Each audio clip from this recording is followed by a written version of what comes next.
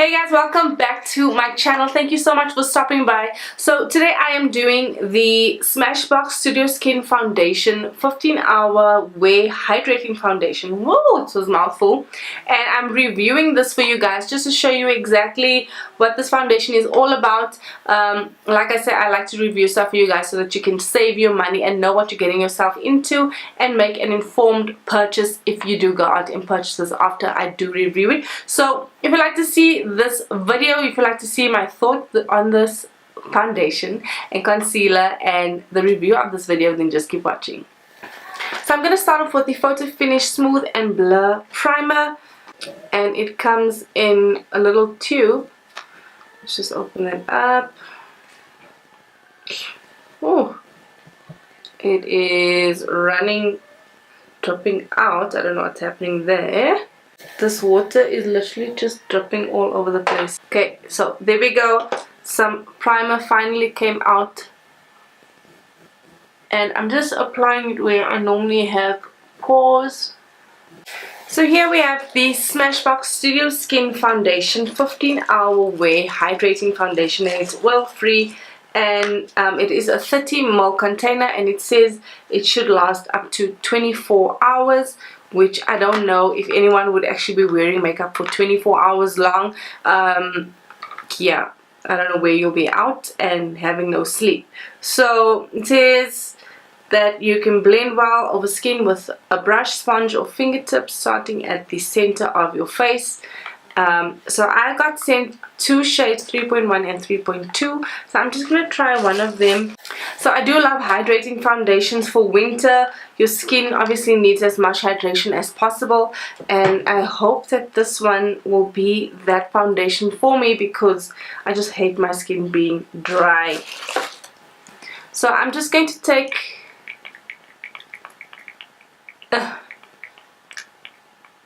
keep on pumping. Okay, there we go.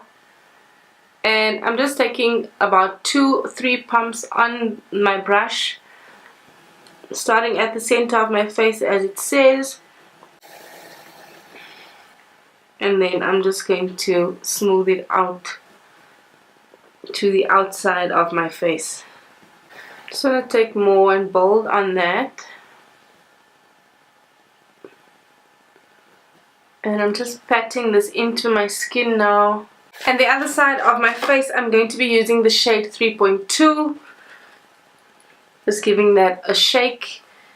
And I'll be applying that onto the brush, and then I'll use a sponge to blend that out.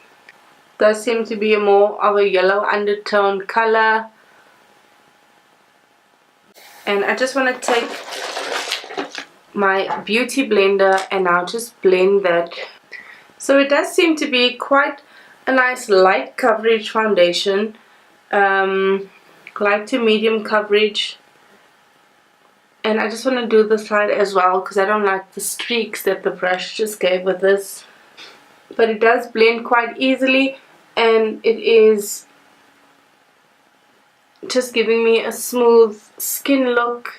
As I said, it is just looking like a light to medium coverage foundation. I can still see a lot of my skin underneath. I've also sent 3 concealers. So these are the shades medium warm olive, medium dark warm, and then medium warm. So I'm going to open that up, and you're supposed to be able to use this as both your contour and your concealer shades. So this is what they look like. They are all quite warm, I must say, and they're not dark enough for me to use as a contour shade. So I'm just going to place this underneath my eyes.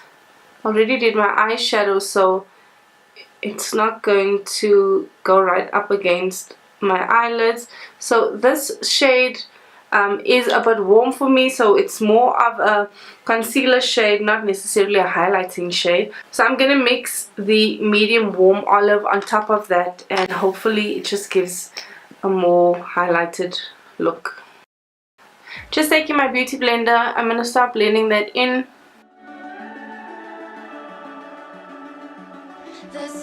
And it does seem to be blending in quite nicely.